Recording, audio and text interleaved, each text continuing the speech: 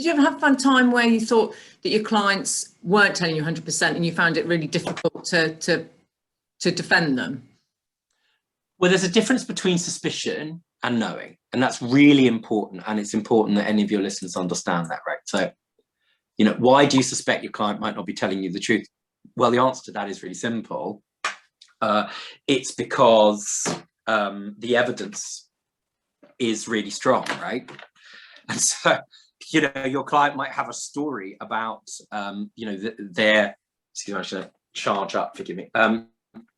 They may have a story as to what their version of events are, which is wholly inconsistent with the evidence. So of course I suspect that they're telling me lies, but you see, they may be telling the truth. It's not my job to make that determination.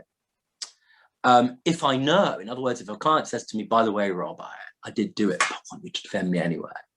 I know no barrister that would carry on in those circumstances.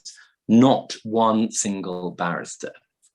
You know, you would be professionally embarrassed, and that's why I still feel proud to be at the bar.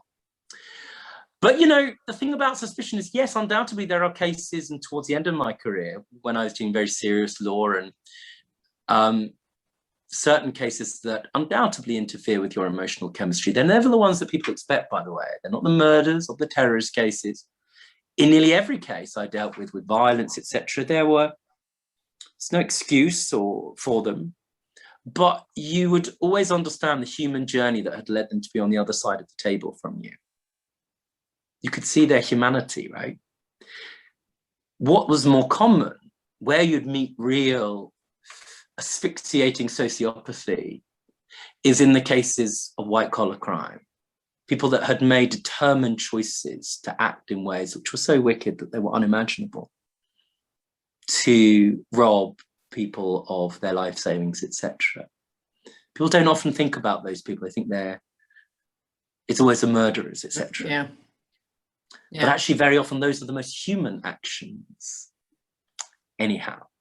So, but, you know, you think about it, you know, imagine you live at number 1 Skeptical Street, and at number 2, there's some awful person called Mr. Smith, and he's a nightmare neighbor, and you leave for work after a protracted neighbor dispute.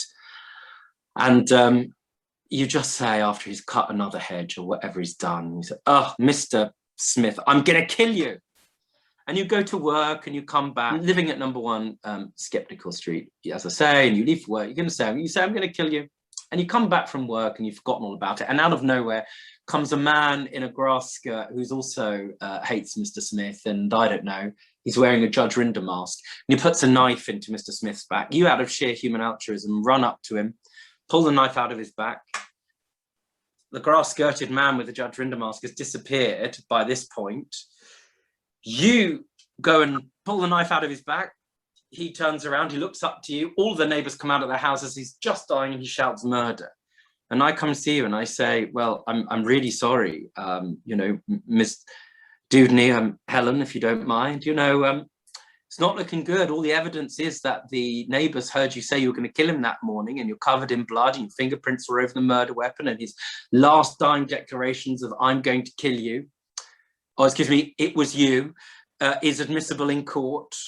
And you say to me, but Mr. Rinder, it was a man dressed in a Judge Rinder costume. Might just be true. I didn't make that determination, but it could be true. And my job is to ensure that your liberty isn't removed when it could be true.